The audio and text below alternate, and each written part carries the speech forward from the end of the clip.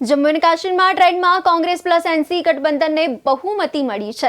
હરિયાણામાં એક્ઝિટ પોલથી વિપરીત વલણ સર્જાયું છે। ભાજપ અને કોંગ્રેસ નેતાઓએ પોતાની બેઠકો પણ શરૂ કરી દીધી છે।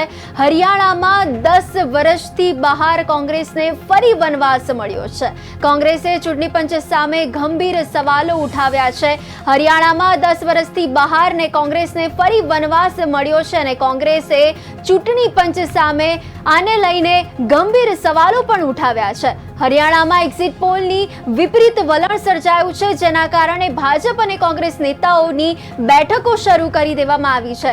હરિયાણાની વાત કરીએ તો હરિયાણામાં 10 વર્ષથી જે બહાર હતી ને કોંગ્રેસને ફરી વનવાસ પણ મળવા પામ્યો છે અને હરિયાણામાં એક્ઝિટ પોલથી વિપરીત વલણ સર્જાયું છે।